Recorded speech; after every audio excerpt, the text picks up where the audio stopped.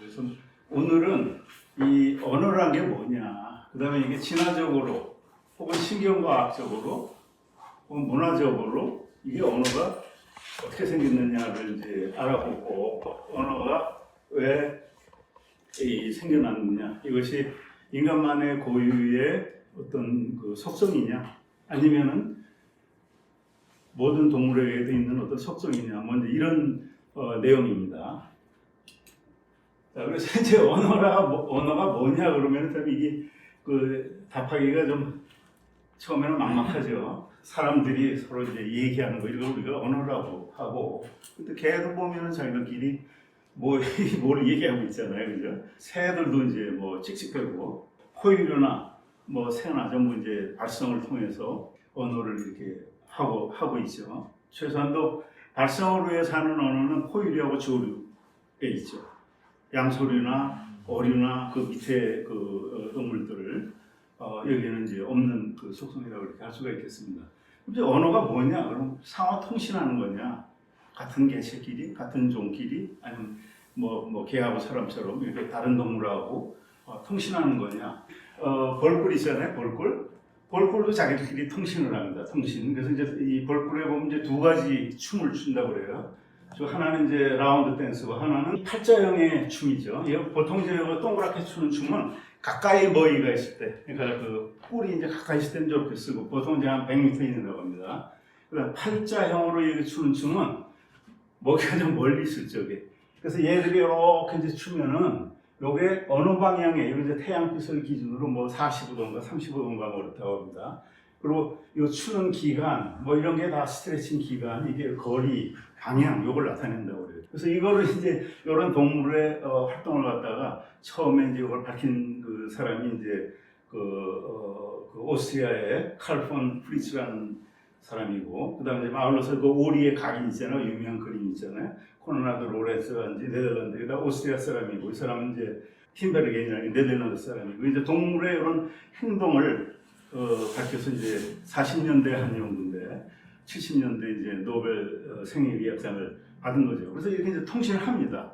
통신을 동물들도 아주 하등 동물들도 나름대로 이제 통신이 있는 거죠. 그다음 개미도 마찬가지입니다. 개미도 보면은 이거는 움직임이 아니라 꼬리에서 이제 페로몬이라는 이제 화학 물질이 나오죠. 페로몬은 이제 뭐 거의 모든 동물들이 다 갖고 있는 건데, 모이를 갖다 이제 찾으면은 갑니다. 가서 페로몬을 갖다가 이거 먹고서 올 적에 모이를 찾았으면은 꼬리에서 이제 페로몬이라는 이걸 이제 뿜어내면은 나머지 이제 그 개미들이 그걸 보고 이제 쫓아가서 그 냄새를 맡고 가서 이제 먹는 겁니다. 그래서 여기다 실컷 먹었어요, 모이를. 꿀이겠지, 어떤 먹이겠죠. 다 먹고 나면 이제 더 이상 먹을 게 없잖아요.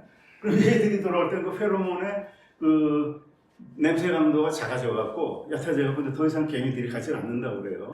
그 다음에 이것도 이제 통계 확률적으로 뭐 이제 여러 가지 이제 여기에 자원이 있고, 저 개미들이 저기서 이렇게 오는데 저쪽에서 이렇게 오는데 뭐 여러 가지 길이 있을 겁니다. 지그자그로 여러 가지 길이 있는데 와서 제일 빠른 길에 제일 강한 이 페로몬 냄새를 이제 하고 먹이가 떨어지면은 덜 뿜는 겁니다. 이 개미들도 화학적으로 어떻게 보면 언어를, 이게 통신이냐 그겁니다. 아니면은 이게 언어라는 게 사고의 틀이냐, 생각의 틀이냐. 언어라는 거는 생각의 옷이다 그러잖아요. 우리가 고등적으로 생각하는 모든 생각은 언어를 통해서 생각을 합니다. 철학이건 뭐 문학이건 뭐 과학이건 뭔가를, 만약에 언어가 없었다 그러면 사람이 그거를 과연 생각할 수가 있었을까? 물론 이제 어느 정도는 생각할 수 있겠지만은 그렇게 깊은적으로 할 수가 없는 거죠. 사람이 생각하는 모든 생각은 언어라는 틀을 위해서, 언어라는 틀 위에서 이렇게 만들어지고 있다. 그렇게 이제 볼 수가 있는 거죠. 근데 과연 그게 사람만 있을까 이제 하는데, 예를 들어서 이게 알렉스라고 하는 유명한 그 아프리칸 그 그레이 패롯입니다. 회색 앵무인데 약 150개 단어를 이해를 합니다. 150개 단어를. 저 유튜브 보시면 아마 동영상 보면 기가 막힙니다. 소리 흉내뿐만 아니라 앵무새가 단순히 소리를 흉내내는 게 아닙니다. 얘가. 그런데 여러 가지 문구에서 이제 뭐 이게 뭐 세모, 뭐 네모, 동그라미 있으면 그 추상적인 걸 아는 거예요. 야, 세모 골라. 이거 세모냐? 네모냐? 요걸 알아낸다는 겁니다. 근데 재질이 틀려도 플라스틱이든 말거나 나무나 재질도 알아맞히고, 그 다음에 간단한 간단한 색깔도 이해를 하고 모양을 이해를 하는 거야. 재질이 틀리면 모양이 똑같은 세모래도 재질이 틀리면 안 되고 얘는 딱 알아맞히는 겁니다. 그 다음에 간단한 숫자도 계산을 간단한 숫자 5 이하라고 그러는데 보통 그 다음에 제한적인 면에서 덧셈도 하고 그 다음에 감정 표현도 해요. 어떤 때는 막 이런 사과하면 귀찮으면 약간 거짓말도 해버립니다. 짜증도 내고 그럼 얘가 생각이 없냐. 2007년에 죽었는데 얘만 그런 게 아니라 요 회색 앵무새 종류, 그 다음에 까마귀 종류, 까치 종류가 이제 굉장히 머리가 좋다고 그러죠. 요 비슷한 행동을 하는 새들이 얘뿐만 아니라 일반적으로 맞습니다. 일반적으로 이제 조리가 지능이 굉장히 높은데 고리만큼. 그럼 이제 그게 어떤 사고의 틀이냐. 이 언어라고 하는 것은 일종의 동물의 원초적인 운동의 연장선에 있는 게 아닌가. 이제 이렇게 많은 현대, 근대 신경과학자들이 보고 있다는 겁니다. 그래서 예를 들어서 그게 구체적으로 더 말씀드리자면 고정행위 패턴이라는 겁니다. Fixed Action Pattern. 그러니까 정해진 행동을 거의 본능적으로 하는 겁니다. 이게 이제 가시나무 고기라는 고기인데 얘는 이제 발전기가 되면 배가 이제 빨개지고 수컷이 암컷은 이제 색깔이 그대로 안 됩니다. 그러면 자기가 이제 이 짝짓기를 하려는데 딴 놈이 오면 막 공격을 하는 겁니다. 배에 빨간 놈이 있으면은 이게 장난감으로 이렇게 고기도 아닌데 배를 빨갛게 해놓으면 이게 어떤 모양 크고 작은 거는 막 공격을 합니다. 요거를 아까 그 노벨상 받은 거 그 중에 한 사람은 요게 이제 바로 뭐냐면은 고정행위 패턴입니다. 그러니까 정해진 본능적으로 우리가 이제 저런 행동뿐만 아니라 많잖아요. 우리가 하다못해 이제 자전거를 타는 거라든지 걷기를 하는 거 이런 걸 우리가 생각 안 하고 딱딱딱딱 하잖아요. 동물들도 마찬가지고 기본적인 행동이 있죠. 그게 일종의 언어라는 겁니다. 뭐냐면 특정 외부 자극이 있을 적에 유발되는 본능적이고 정형화된다는 딱 정해진 틀이라는 겁니다. 이런 행동이라는 겁니다. 그러니까 이거는 뭐 무수하게 맞습니다. 동물 세계에는 이게 일종의 언어의 일종이라 하는 겁니다. 그래서 우리가 조금 아까 말씀 자전거 타기, 걷기, 말하기, 진짜 말하는 거죠. 그다음 많잖아요. 뭐 동물 아까 개미 약간 그런 행동이라든지 꿀벌의 이제 그런 행동이라든지 뭐 이런 것들입니다. 이런 행동을 하면은 즉각적으로 대응할 수 있는 겁니다. 생각을 하지 않고. 그래서 생존 확률이 굉장히 높아진다. 생존에 반드시 필요한 행동이다. 이렇게 이제 보는 거죠. 왜 그런 행동을 하게 되는가를 우리가 이제 보면은 우리가 이제 뇌의 존재 목적. 우리 이제 동물에는 뇌가 있죠. 식물에는 없습니다. 식물에 식물도 다 향인성이 있고 저 식물에 물소리를 똑똑똑똑 하면 뿌리가 진짜 그쪽으로 갑니다. 그 식물에 뇌가 있어서 하는 거가 아니거든요. 식물에 있는 그 세포들이 통신을 하고 하는 그 과정이죠. 그건 뇌가 아닙니다. 절대. 뇌는 동물에 있는 겁니다. 동물은 왜 뇌가 있느냐? 움직임을 위해서 있는 겁니다. 뇌의 존재의 목적은 움직임을 위해서 있는 거죠. 그래서 아주 우리 동물 중에 가장 원시적인 동물이죠. 이건 뇌가 아직 없는 동물인데 이 척삭동물 중에서 그 멍게입니다. 멍게는 유생 때 이렇게 올챙이처럼 생겼어요. 얘는 뇌가 없는 애입니다. 근데 척추 대신에 뭐가 있냐면 척삭이라는 게 있어요. 척삭이라는 게 있는데 그건 뼈가 아닙니다. 아주 단단한 저건데 이게 이제 결국은 척삭 부분이 나중에 척추가 되고 1~2년장이 돼서 두뇌가 되고 한 거죠. 얘들은 멍게는 어릴 때는 막 이렇게 이제 동물처럼 사는 거예요. 동물처럼. 그래서 척삭이 있습니다. 근데 얘가 이제 유생이 돼서 이제 커갖고 딱 고착 생활하면 식물처럼 생활하는 겁니다. 식물처럼 생활하게 되면 척삭이 필요가 없는 거예요. 그러니까 일종의 이제 원시적인 뇌라고 할 수가 있겠죠. 그러니까 이 척삭 동물이 멍게가 사실은 우리 모든 척추 동물의 조상이라고 할 수 있습니다. 미삭 동물이라고 척삭이 꼬리에 있다고 해서 미삭 동물이 이렇게 번역을 했는데 유생 때 놀러다가 딱 고착을 하게 되면은 이게 필요가 없는 겁니다. 척삭이. 그래서 자기가 스스로 소화시켜 버려요. 없애버립니다. 동물이지만 아주 원시적인 척추 동물의 이제 원조라고 이렇게 볼 수가 있습니다. 여기서 얘기하는 거는 움직임, 그게 뇌다고 봅니다. 움직임. 고차원적인 생각을 위해서, 지능을 위해서 내가 있는 건 절대 아닙니다. 근데 이 뇌는 왜 있느냐고 그러죠. 예측을 위해서 있는 겁니다. 예측. 저게 위험하다. 내가 저를 먹어야지. 내가 먹히지 않아야지. 동물은 움직여야 먹을 수 있어요. 움직여야. 내가 먹히든가 아니면 내가 먹든가 둘 중에 하나를 해야 됩니다. 그걸 빨리 해야 되는 겁니다. 서로 먹고 잡아먹으니까. 미리 예측을 하는데 그게 바로 인지. 지능이나 어떤 뇌 활동의 시작이라는 거죠. 그래서 이 일시적인 결합, 외부 세계가 어떠냐 그겁니다. 저도 동물에서 위험한 게 위험 요소가 뭐 이걸 그대로 파악해서 빨리 판단을 해야 되는 거죠. 이게 이제 뇌 저거죠. 그러니까 생각이나 마음은 효율적인 움직임을 만들기 위해서 생긴 겁니다. 동물의 움직임의 내면화, 이게 이제 뇌다 이렇게 볼 수가 있는 거죠. 그런데 높은 지능의 이 뇌까지 진화했는데 전통적인 관점에서는 우리가 어떻게 생각하냐면 이제 외부 자극이라고 이제 보죠. 뇌가 있습니다. 그럼 전통적인 관점에서는 뇌는 외부 세계를 갖다 감각기관으로 오감으로 캐치를 하고 그 감각기관을 뇌가 받아서 뇌가 처리를 해서 어떤 적절하게 활동을 하고 이렇게 대응을 한다 이렇게 됐어요. 그러니까 input, output 여기 뇌의 작용이다 이렇게 생각했어요. 지금까지는 최근까지도. 그런데 그게 아니라는 겁니다. 최근의 관점은 뭐냐면은 뇌는 외부 정보를 감각기관에 의해서 입력해서 출력하는 기계가 아니다 하는 얘기입니다. 패러다임의 완전 전환입니다. 그건 뭐냐? 뇌는 외부 자극보다 내부적으로 먼저 모델을 만드는 겁니다. 미리. 이 신경과학에서는 뭐라고 하냐면 능동적 추론 혹은 예측 부호화 이렇게 얘기를 합니다. 외부 자극인데 그걸 보고서 계산해갖고 입력을 처리하는 게 아니고 미리 만들어 놓는다는 얘기예요. 미리.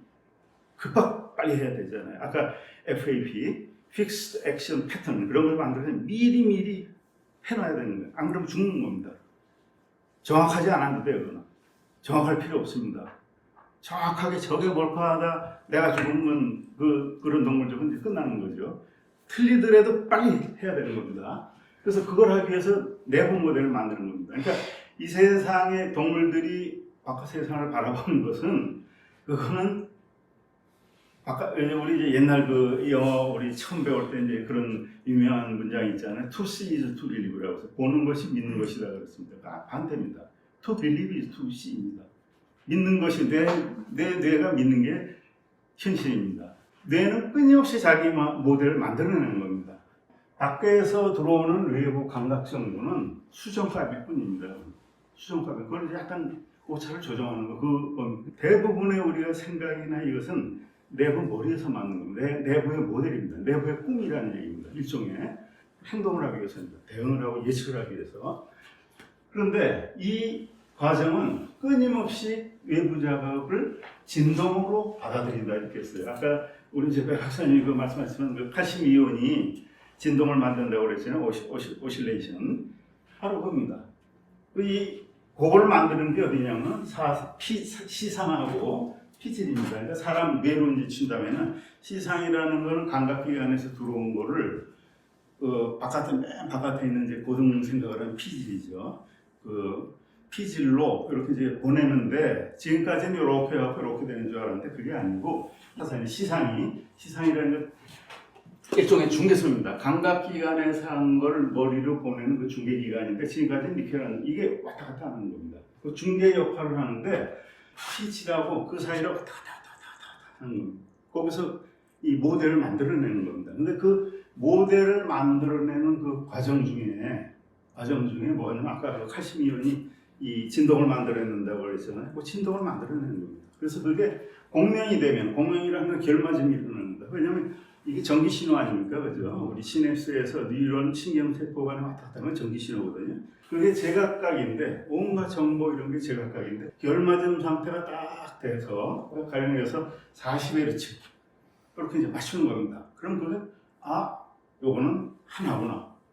결맞음이 딱 되면은 그럼 그게 바로 우리가 생각하는 이제 의식이라는 거죠. 그래서 어쨌든 간에 여기서 중요한 거는 외부 정보를 시상하고 피질하고 그 오실레이션 결맞음, 정기적으로 결맞음이 막 여러 정보가 있는데 그게 딱 결맞음 상태가 되면은 그것이 바로 자아라는 거죠. 자아. 그 시상 피질 뉴로 네트워크죠. 신경망, 신경회로인데 수많은 정보들이 딱 결맞음이 되면은 동기가 되는 거죠. 그러면 우리가 그걸 뭐라고 생각하냐면 의식이다 하는 겁니다. 컨시어스네스. 마음이라는 거예요. 마음이 거기서 생기는 거예요. 마음이 원래는 전기 신호들인데 뇌의 그 부분이 가령 40Hz 되면 이제 우리가 이제 잘 알고 있는 이제 감마파죠. 근데 그 파는 이제 그거 여러 개가 있으니까 그 그 의식이 깨지면은 그거는 마취라 이제 수면 다른 상태가 되는 거죠. 근데 요 결맞음 상태가 딱 되면 우리가 나라는 걸 이제 자각을 하는 겁니다. 그러니까 어떻게 보면 이제 이 모델 뇌가 만든 모델하고 외부 이거하고를 어떻게 보면 조정하는 단계죠.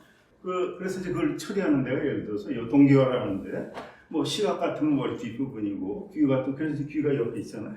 여기서 하고 그 부위마다 피질은 이제 부위마다 틀리지만은 이렇게 달라진다는 겁니다.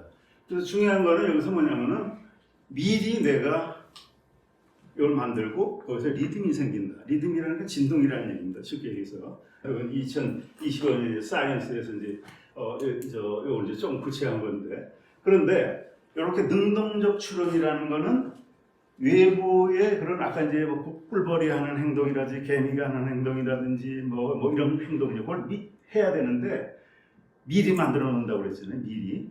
그게 하나의 전략이라고 하면은 그럼 전술적으로는 어떻게 돼요? 구체적으로.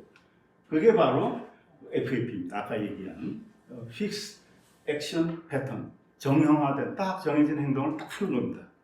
왜? 이걸 갖다 예를 들어서 저기 이제 뭐 사자가 우물우물거려요. 그걸 계산하면 그건 걔는 죽습니다. 그 동물은 멸종하는 거예요. 미리 해놔야 되는 겁니다. 그래서 그걸 어떻게 했냐면은 이런 생전에 필요한 일련의 움직임들을 하나의 모듈로 만들어 버리는 겁니다. 그 다음에 이걸 묶어서 저장해놨는데 그게 바로 FAP입니다. 정형화된 패턴, 꼭 똑같은 행동이 빵 나오는 겁니다. 근데 이 자아라는 거는 바로 다른 게 아니고 나다, 이게 나다 하고 생각하는 거는 이런 무수히 많은 HAP, 수많은 동작들이 있을 겁니다. 미리 준비한 동작. 그거를 진두지하는 상태, 그게 이제 자아다. 그렇게 이제 말씀드릴 수가 있겠습니다. 그래서 거기서 중요한 역할을 하는 게 비저핵이라는 겁니다. 바자 강글리아라는 겁니다. 강글리아라는 건 뭐냐면은 신경절입니다. 신경절이라는 건 뭐냐면 뉴런 세포 있잖아요. 뉴런이라는 건 이제 신경세포라는 얘기입니다. 이제 우리 몸에 근육세포, 간세포 뭐 쭉 있는데 뉴런이라는 거는 신경세포 같은 얘기인데 그거는 이런 이제 신호를 주로 이런 신경 활동을 하는 세포입니다. 그러니까 뇌에 제일 많죠, 뉴런이. 그런 뉴런인데 절이라고 했어요. 그러니까 뇌의 이 부위 중에서 절이라는 거는 아까 멍게에서 이렇게 이제 쭉 어류로 쭉 이렇게 진화되는 과정에 그게 절이 되고 사기라는 건 신경사기라고 하죠. 밧줄처럼 되고 그렇게 많이 모여 있는 데입니다. 쉽게 얘기해서 신경세포가 많이 모여 있는 데입니다. 이 기저핵이라는 건 이제 이 안에 이제 이런 부위들인데 빨간색으로 쓴 부위들인데 아주 이제 어떻게 보면 원시적이고 원초적인 그런 신경세포들이 몰려있는 이런 부분이라는 겁니다. 그게 이제 거기에 들어가 있는 겁니다. 그럼 아까 왜 이런 이제 본능적인 행동을 했냐? 개구리가 뭐 이렇게 팔이 보면 쫙 나오잖아요, 순간적으로. 그걸 계산해서 한 게 아닙니다. FAP입니다. FAP를 계산해서 딱 하는 건데, 이 기저핵의 이 기본적인 기본 모드는 뭐냐면 억제입니다. 억제. 이게 이제 무슨 의미냐면은, 요거는 개구리는 개구리 같은 행동을 하고, 파리는 파리 같은 행동을 하고 하잖아요. 그럼 얼핏 봐서는 그게 선천적인 것 같아요. 본능적일 것 같아요. 물론 이제 본능에 가깝습니다. 원초적인 행동이지만은 그거는 유전자로 이렇게 되는 적이 아니라는 겁니다. 신경 전달 물질이 나오고 뇌세포에 이제 뉴런들이 있고 뭐 쭉 한데 그걸 억제하는 세포, 억제하는 뉴런 또 그거를 흥분시키는 건 이런 신경 전달 물질이죠. 도파민들, 가바 같은 건 이제 그런 신호를 좀 이렇게 억제하고 요런 쭉인데 거기에 기본 세팅을 이렇게 해준다는 얘기입니다. 기본 세팅을 대략적인. 그래서 이제 개구리는 개구리다는 행동하고 이렇게 되는데 요 FAP의 특징은 뭐냐면은 그게 학습으로 좀 바뀔 수가 있어요. 그러니까 원초적인 것 같지만 학습으로 좀 바뀔 수가 있다는 거. 왜? 배선을 다르게 해버리면 됩니다.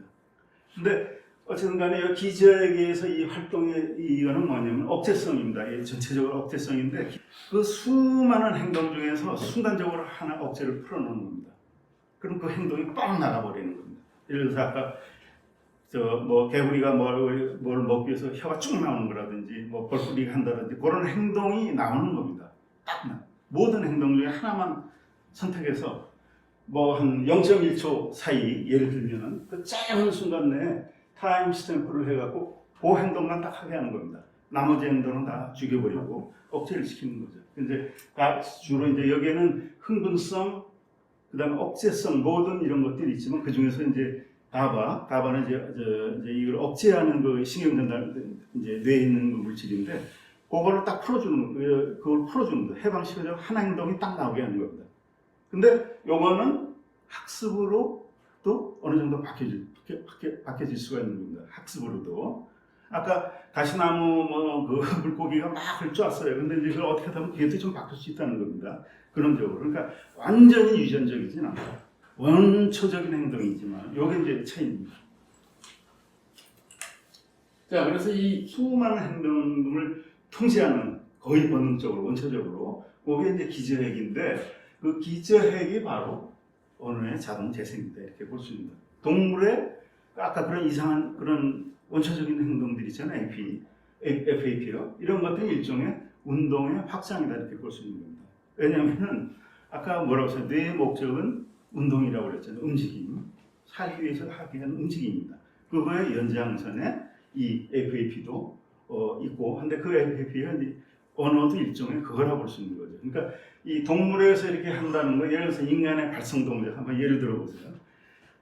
내가 지금 말씀드리고 요 말을 하기 위해서는 엄청난 이 보이지 않는 정밀한 작동들이 나와야 돼요. 이 후드가 내려가고 뭐가 되고 혀는 어떻게 해야 되고 이 수많은 그 FAP들이 다 조합이 돼서 나오는 겁니다. 운동의 결과로 나오는 겁니다. 근데 근원적으로 볼 때 제가 말하는 이런 발성 동작이 아까 얘기한 상하의 진눈을이지나 꿀벌의 이런 팔자춤이나 이거 근원적으로는 틀리지가 않다는 겁니다. 이 신경과학적인 측면에서 볼다면 그게 근본적으로 큰 차이가 없다는 겁니다. 조금 우리 인간의 이제 이 언어는 발전이 됐겠지만 이게 이제 발성을 할 적에 이제 MRI로 이제 이거 찍은 동영상입니다. 얼마나 정밀하게 이 행동 이거 우리 계산 안 하잖아요. 지금 이 말씀드리는데 그런 거 뇌가 계산하고 판단하고 예측하고 하잖아요. 미리 된 예측입니다. 예측. 그거를 그대로 나오는 겁니다. 이게 언어라는 겁니다. 언어. 단어를 사용한다는 것은 기저에서 보관된 수많은 FAP, 그 수많은 그 미리 입력된 모듈적인 행동들에서 몇 개를 꺼내다가 딱 쓰는 게 이게 이제 FAP라는 거죠. 그래서 예를 들어서 식물인간 된 사람이 있는데 코넬대 이제 프레드 플럼이라는 사람이 한 건데 20년 동안 혼수인간이 됐어요. 의식이 없습니다. 그런데 뭐만 살았냐면 기저에만 사는 거예요. 브로카 영화하고. 근데 이 사람은 의식도 하나도 없고 앞으로 깨어날 일도 없어요. 근데 단어를 가끔가다 단어를 얘기하려고 그래요. 그것만 살았기 때문에. 그 기저얘기입니다.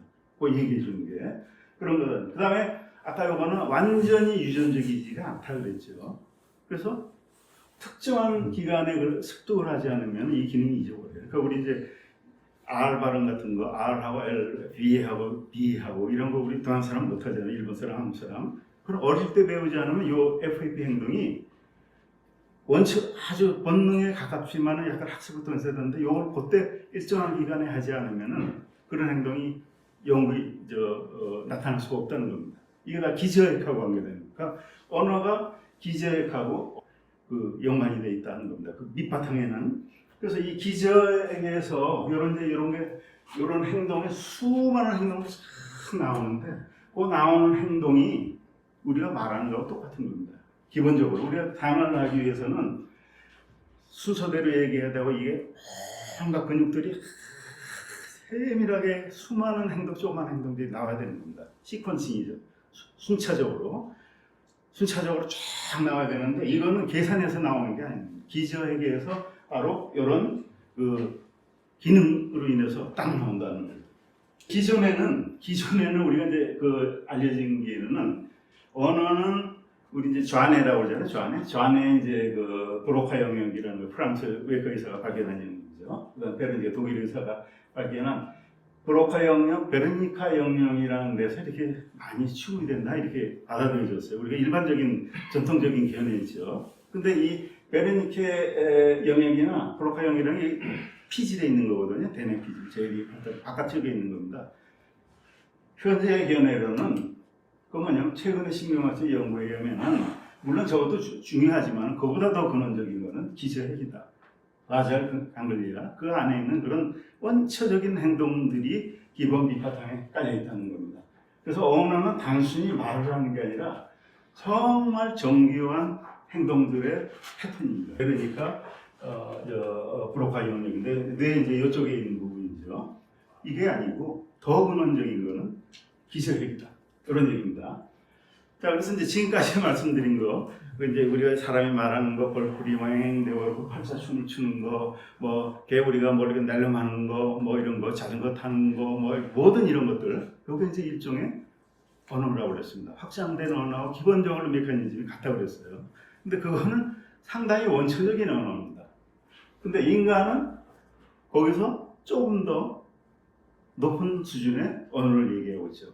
본능적 프로그램이 FAP라고 해요. 그런 정형화된 어떤 준비된 그런 행동들이라면은 이거를 학습 가능한 유연성, 학습을 우리 말이나 이거 여러 번 연습하면 이제 달라지잖아요. 학습이 되잖아요. 그것이 더 진화를 해서 나중에는 상징적인 언어로 인간이 가게 되죠. 그래서 여기에는 뭐가 필요하느냐? 이게 바탕이지만은 뭐가 추가적으로 있었냐면 그 후에 진화가 된 거죠. FAP는 원초적인 하드웨어다 그거죠. 기본 바탕을 깔고 있는. 그래서 입력 출력이 이건 어느 정도 고정이 됐다고 이렇게 볼 수가 있어요. 그 행동이 어떤 행동 입력 출력은 아까 뇌 정보의 입력 출력이 아니고 어떤 행동에서 어떤 상황이 되면 어떤 게 나오고 하는 그런 의미입니다. 이게 예를 들어서 개구리가 팔레도를 땡하는 거 그런 거는 거의 정해지고 잘 변하지가 않는다는 그겁니다. 그런데 이제 인간의 언어는 여기서 조금 더 진화를 한 겁니다. 진화를 해서 이게 조금 더 고도와 정밀화한 겁니다. 약간 유연하게, 방금 전에 말씀대로 유연하게 바뀌었다고 그랬잖아요. 유연하게 진화를 한 겁니다. 진화적인 도약에는 신경가소성이라는 게 있습니다. 신경가소성이라는 건 아까 우리 배박사님도 얘기하셨지만은 뉴런이 이렇게 있잖아요. 뉴런이 있으면은 거기 이제 축삭하고 가지돌기가 있습니다. 여기 이제 까만 것들이 세포인데 이 신경세포는 가만히 있는 게 아니라 자라납니다. 줄거리가 줄기들이 이렇게 쭉쭉 뻗어납니다. 많이 쓰면은 강화가 되고 많아지고 덜 쓰면 없어집니다. 덜 쓰면은 그게 신경가소성이라고 그러거든요.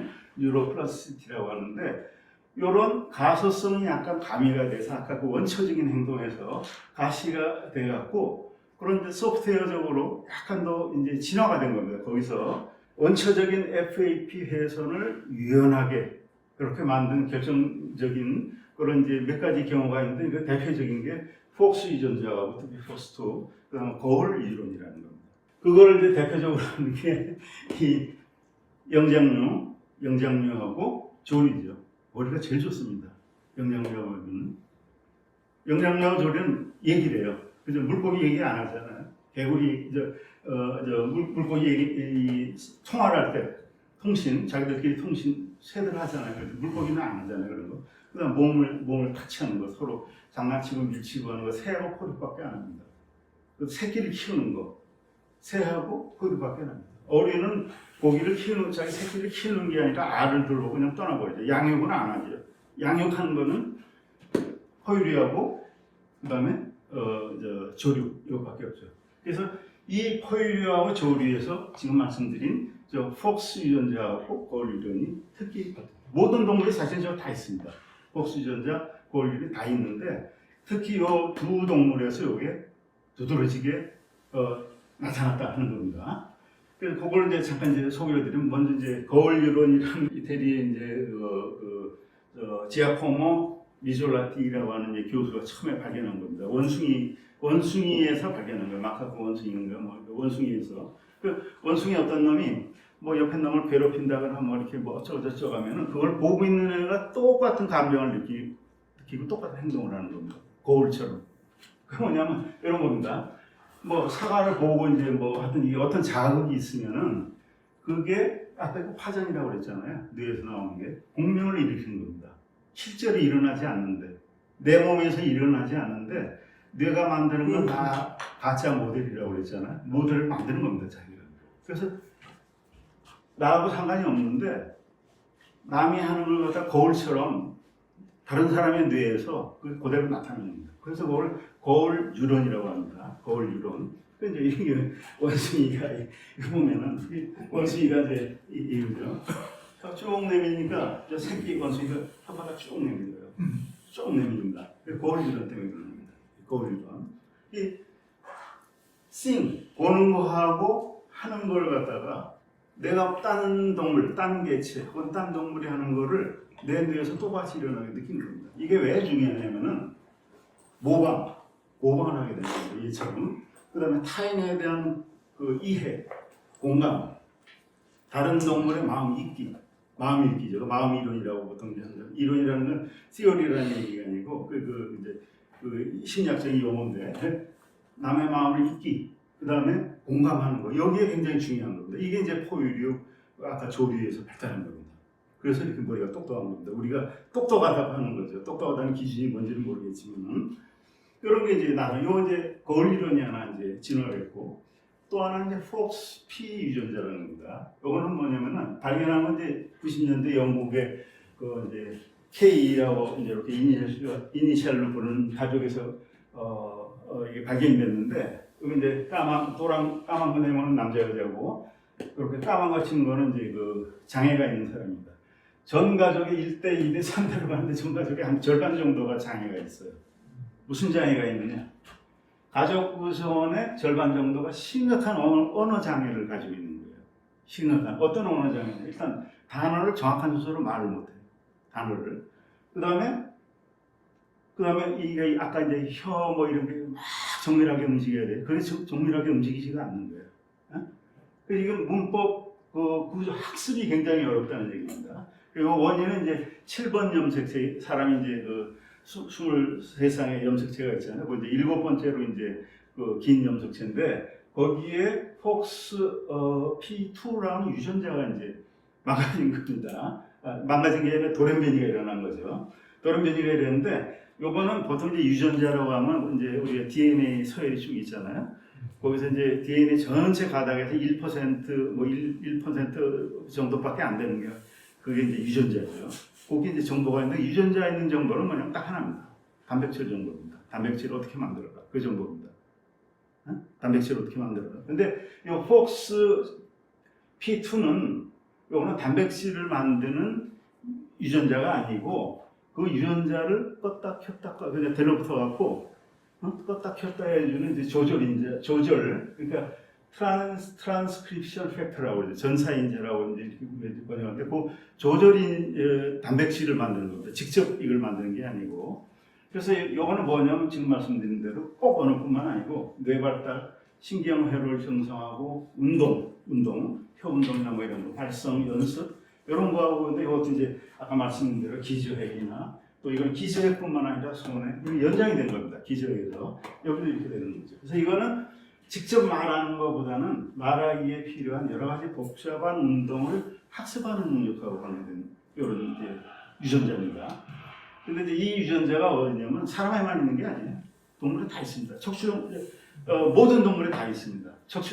특히 이제 척추동물에. 그래서 예를 들어서 쥐, 박쥐, 새, 침팬지 이런 애들이 만약에 폭스 P2 유전자가 이제 이게 활성화 안 되거나 고장이 나면 어떻게 되냐면 노래를 못 부르는 겁니다. 배우질 못하는 거예요. 다 있는 겁니다. 사람만 있는 게 아니고 발성 연습 이걸 못 하는 겁니다. 그렇게 되는데 이 유전자는 언제 생겼느냐? 언제 생겼냐면은 7천만 년 전에 생깁니다. 동물에서 7천만 년 전에 아마 이제 생겼는데 7천만 년 동안 지금까지 돌연변이가 3번밖에 안 일어났어요. 굉장히 안정적인 유전자라는 얘기입니다. 3번밖에 안 일어났어요. 한 번은 언제 일어났냐면은 쥐 있잖아요. 쥐 설치류. 그러니까 인간이 설치류하고 이제 영장류하고 이렇게 갈라졌는데 영장 동물하고 이렇게 갈라졌는데 갈라지고 나서 쥐에서 한 번 일어났습니다. 그러니까 쥐의 폭스 유전자는 약간 변형이 된 겁니다. 우리가 가진 것보다. 그 다음에 언제 한 번 일어났냐면은 대형 유인원이 이제 갈라질 때 오랑우탄에서 한 번 나온 겁니다. 그 다음에 최종적으로 언제 나왔냐면 지금부터 한 20만 년 전에 인간에서 한 번 나타난 겁니다. 20에서 30만 년 전에 3번밖에 안 일어났어요. 그러니까 이 유전자가 7천만 년 동안 3개밖에 안 변했을 만큼 매우 안정된 이런 유전자였다. 딱 3번 일어났는데 그게 최근에 사람한테 일어난 겁니다. 그게 최근에 대략 이제 그 유전자 시계 추적해보면 20에서 30만 년 전인데 이때가 이제 우연히 뭐냐면 현생인이죠. 호모사피엔스죠. 호모사피엔스가 초래했던 기계하고 비슷해요.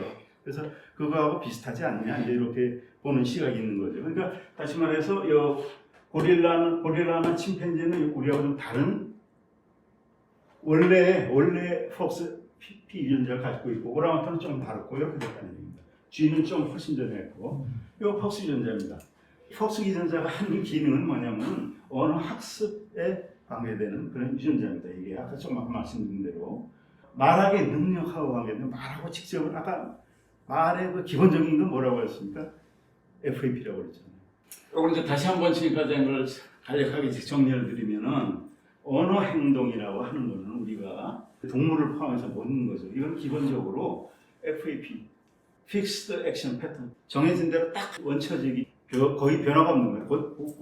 뭐가 딱 있으면 그대로 딱 나가는 겁니다. 근데 인간이 말하는 언어는 거기서 조금 더 그 소프트웨어 측면에서 폭스 유전자나 헉스피 유전자나 거울 뉴런이나 이런 것들로 인해서 훨씬 더 유연한 행동을 할 수 있게끔 이렇게 그 언어가 약간 정교화되고 변형이 됐다는 거죠. 무한한 조합이 가능하고 학습이 훨씬 더 잘 되는 거예요. 왜냐하면 유연하니까 본능이 아닙니까? 요 점이 이제 그 틀린 거다 할 수 있는 겁니다. 그래서 이 언어 행동에 있어서 다시 한번 이제 아까 FAP 중에서 다시 한번 말씀드리는 겁니다. 이렇게 한다면은 여기서 이제 이 최근에 이제 뭐 이 필립 리버만 이런 사람들이 얘기하는 거 뭐냐면은 이 기저역이 정말 중요하다. 언어에서 이 데나피질의 보로카 영역이나 베로니카 영역도 중요한 건 이제 옛날 생각인데 물론 그게 중요하지 않다는 얘기는 아니지만요.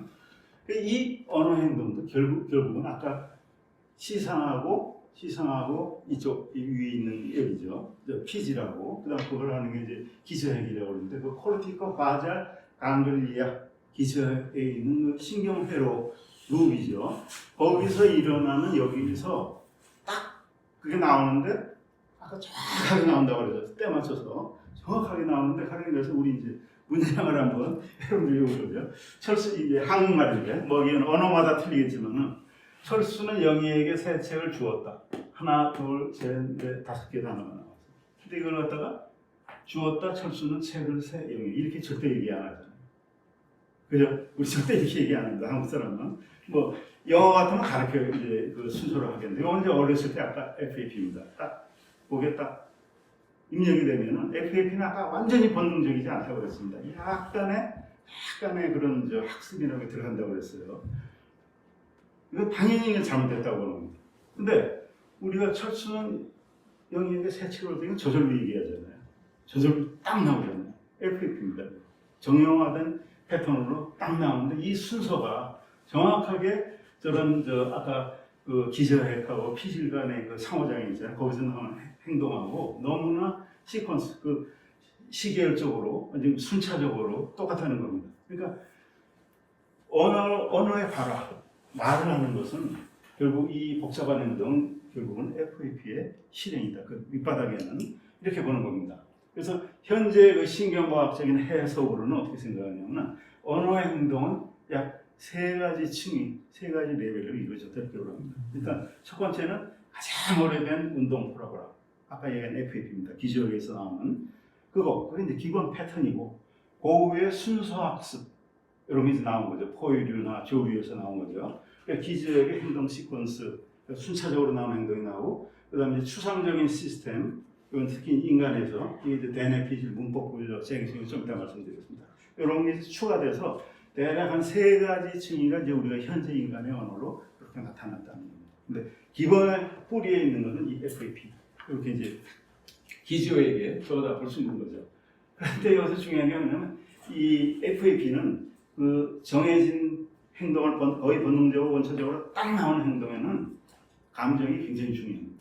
그 기저액은 대뇌피질이 비운동 영역, 아까 이제 대뇌피질 이 뇌가 있는 목적은 운동 때문에 있다고 그랬잖아요.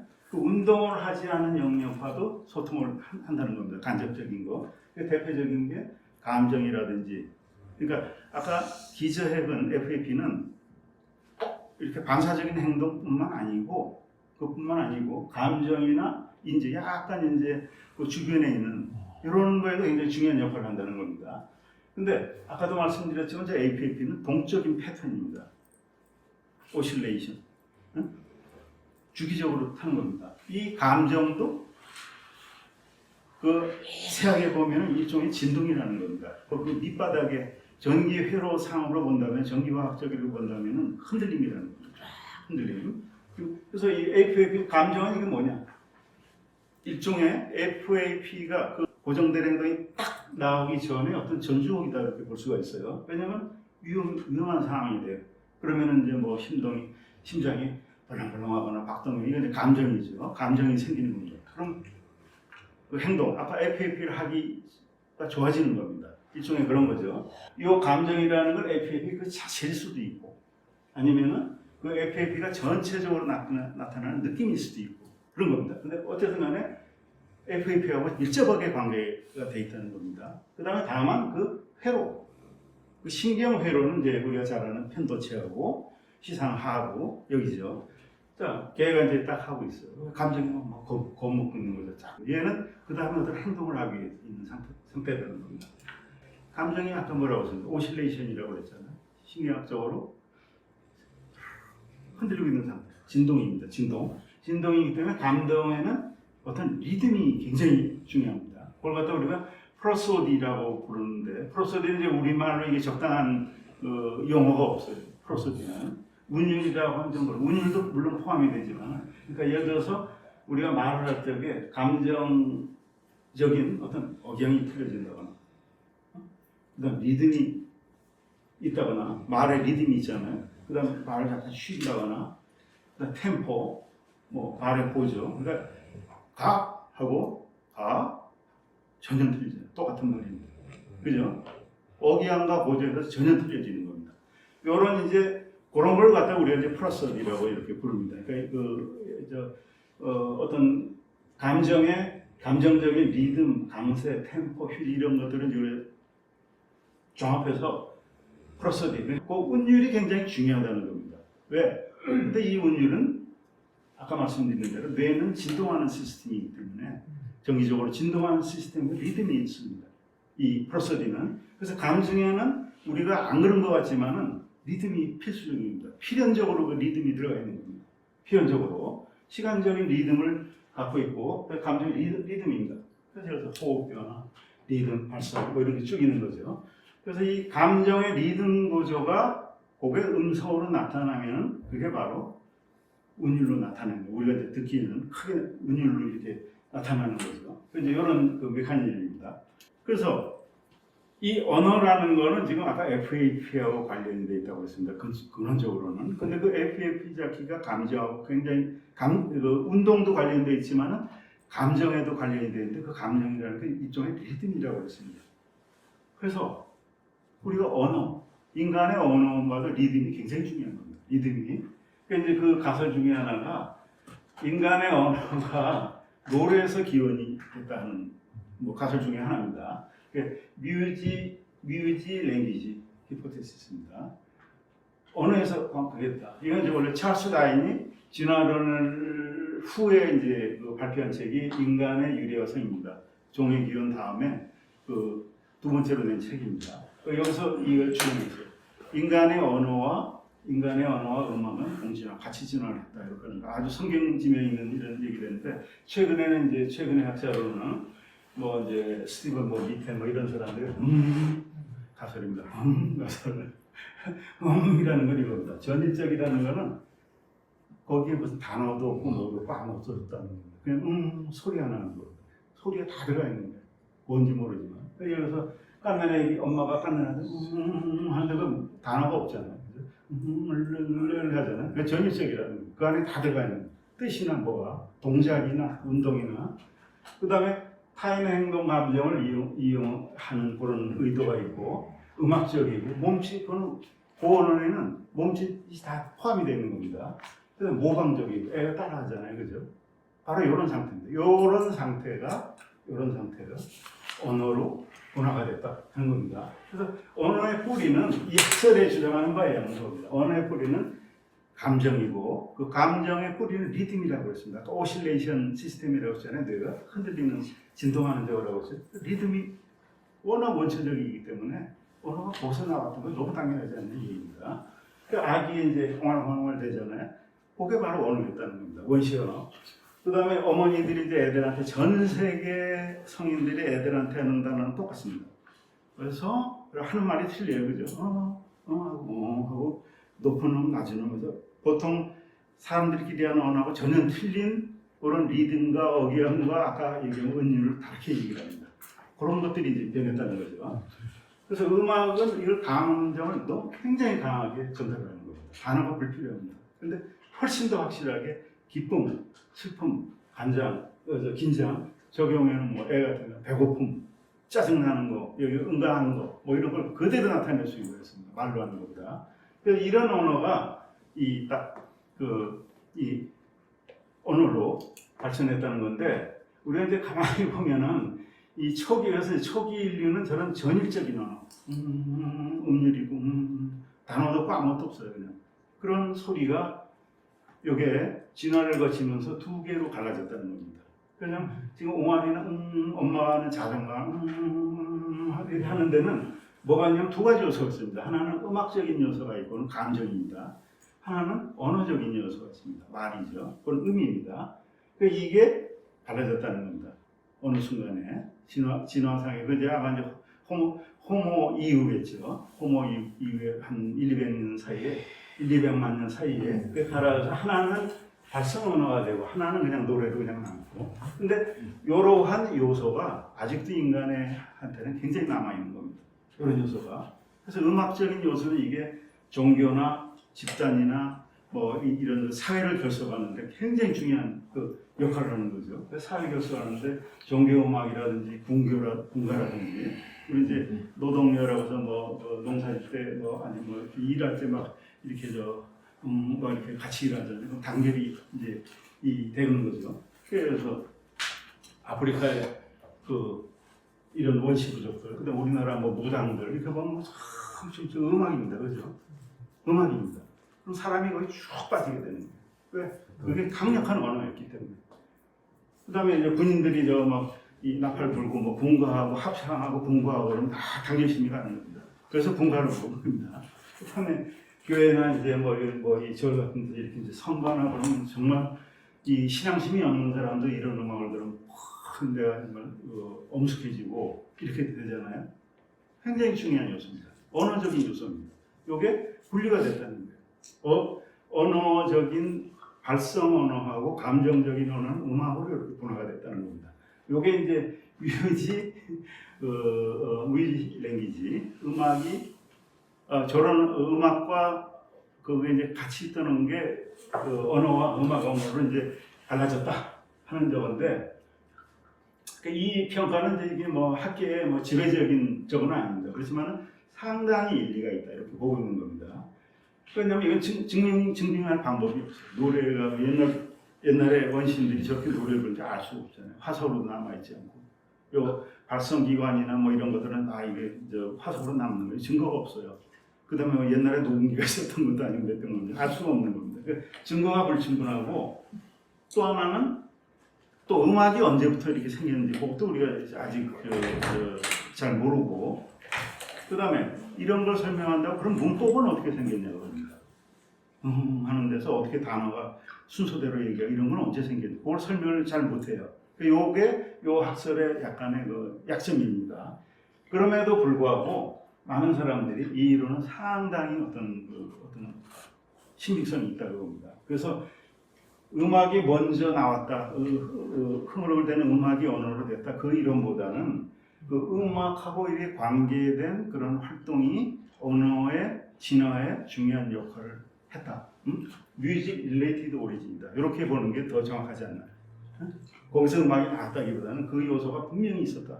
어떻게 개입이 됐는지 모르겠는데 그런 얘기입니다. 그러니까 그 다음에 또 하나는 초기 언어는 지금보다 훨씬 더 음악적일 가능성이 크다는 얘기입니다.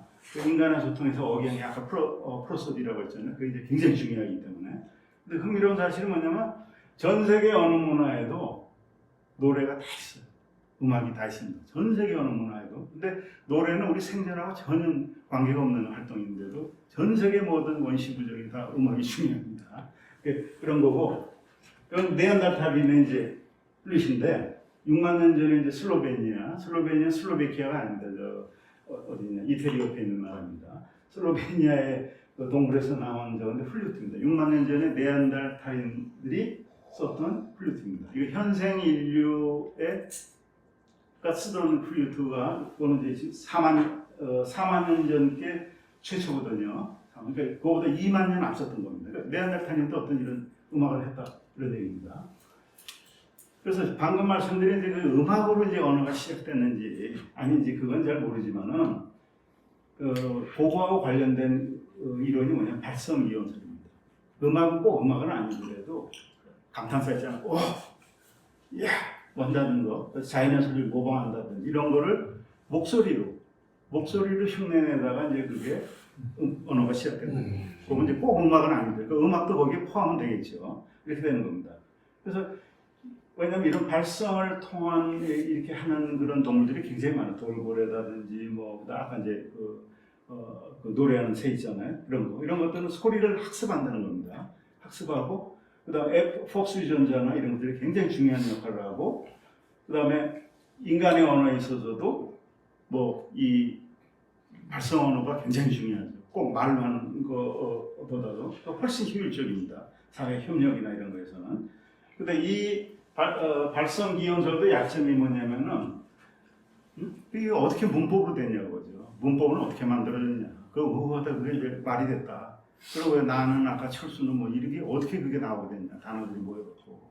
그래서 그거를 설명을 못합니다. 여기까지는 전반부는 잘 설명을 했는데 이런 식으로 진화를 했다는 건데 이 사람들은 처음에는 이제 우리 기본적인 언어가 있고 소리를 발성하지 않는 뭐 물고기나 이제 이런 것들이죠. 그런 언어 아까 이제 행동이죠. FAP 같은 거. 그 다음에는 제한된 소리를 내는 거. 그런 동물들이 있었고, 그 다음에 중간적인 거, 그런 게 이제 D 같으면 이게 뭡니까? 유인원이라든지, 그 다음 E 같으면 박쥐라든지. 그래서 이제 인간하고 아까 얘기한 앵무새 같은 그런 가장 이쪽에 이 소리를 정말 적극적으로 이용하는 겁니다. 그 밑으로 갈수록 그 소리를 이용하는 정도가 점점 일어나는 거죠. 그럼 맨 밑바닥에 이제 아까 말씀드린 FAP가 있고 이렇게 됩니다. 여기에 대척점에 있는 언어 가설이 뭐냐면 제스처 기원설입니다. 제스처, 행동, 몸짓. 그러니까 손짓, 찡그림, 얼굴 표정, 몸 움직임 아니다. 발성 언어가 아니고 발성이 아니고 저는 제스처나 몸짓, 표정 이런 것들이 언어로 이렇게 됐다는 거죠. 그래서 유인원 같으면은 유인원 침팬지 보노보 얘네들 있잖아요. 전부 거의 손으로 다 합니다. 얼굴 표정하고 자기들끼리 소통을 해요. 그래서 먹을 거 달라고 한다든지.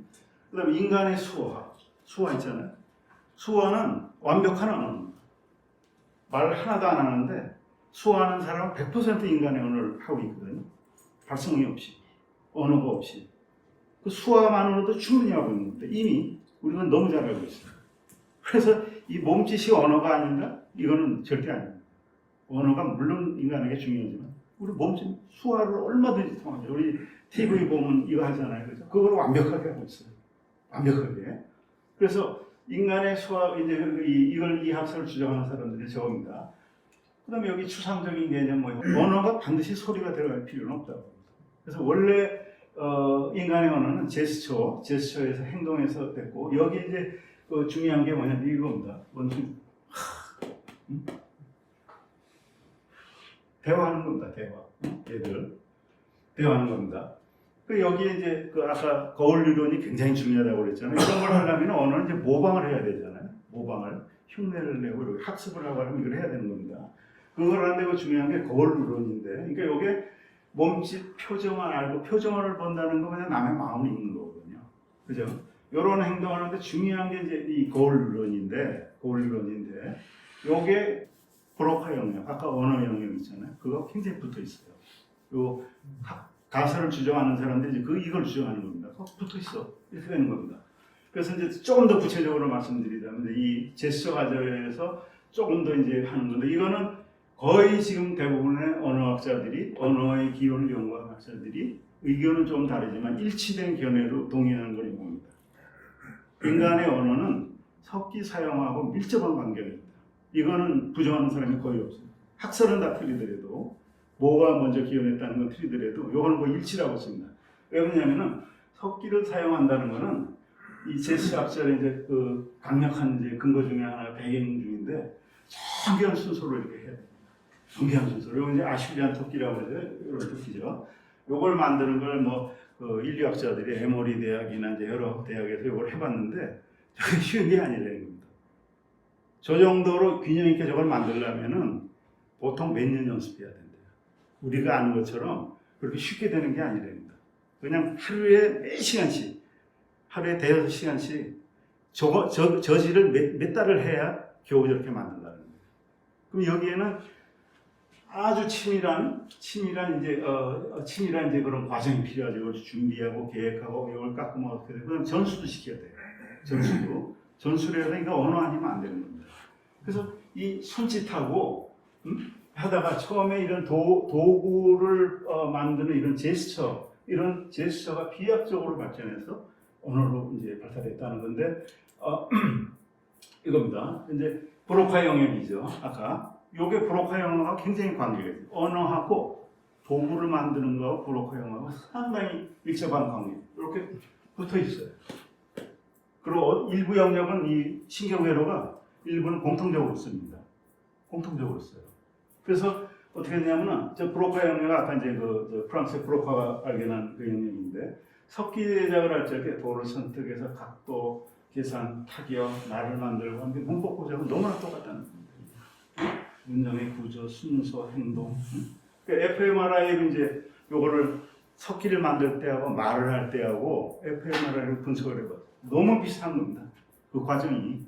그래서 이걸 주장하는 사람은 이 석기 만드는 과정에서 여기서 인간의 언어가 나왔다 이렇게 얘기를 하는 겁니다. 원래 손동작 도구를 만드는 그런 복잡한 행동의 그 시퀀스 계획하고 하는 것이 언어로 발전했다는 겁니다. 그다음에 이게 인간의 이 뇌영역에서 상당히 비슷하고 요겁니다. 진화의 시나리오 이 사람들이 주장하는 거는 손동작을 제어하던 정밀하게 제어를 했고 도구를 제작했고 그러다가 행동 시퀀스 계획 능력이 굉장히 발달을 했고 이게 제스처와 의사소통, 음성 언어로 점차적으로 발전했다 이렇게 봅니다. 그러니까 다시 말해서 손의 행동 문법이 손으로 하던 행동 문법이 말로 하는 문법으로 바뀌었다 이렇게 얘기를 하고 있는 겁니다. 근데 인간의 언어가 도구 제작, 손동작하고 밀접한 관계가 있다. 이건 보면 이제 유명한 그 호문 클루스죠. 라틴어로 이제 작은 인간이라는데 이거는 이제 중세 시대 때 원래 플라스크 속에서 만든 인조인간, 인공인간을 의미하는데 지금 현대 신경과학에서는 캐나다 의사죠. 간질 걸리는 그 환자가 이제 대뇌피질을 해부해서 전기 자극을 쭉 준 거예요. 그러니까 신체 어느 부위가 대뇌피질의 어느 부위하고 관계 있는지 그걸 그림으로 그린 겁니다. 그림을 그렸는데 보면은 이 대뇌피질이라는 거 우리 가장 고등적인 생각을 하는 데잖아요. 어디가 제일 크냐면 손하고 입이 제일 큽니다. 눈도 크고, 그죠? 입하고 이게 그러니까 이 대뇌피질의 고등이 생각을 하는데 상당 부분이 여기하고 한 거예요. 입하고 여기하고. 그 다음에 위치도 붙어 있어요. 입하고 손하고. 그 손동작하고 언어하고 또 우리가 한번 보세요. 무슨 일을 열심히 할 때 있잖아요. 그때 일을 어떻게 합니까? 일을 이렇게 깨매요. 뭐 이렇게 뭐 할 때는 나 자신도 모르게 입술을 쫙 깨매고 그러잖아요. 입하고 손동작하고 연관이 있다는 겁니다. 그게. 뭐 이제 fMRI 상으로 나오고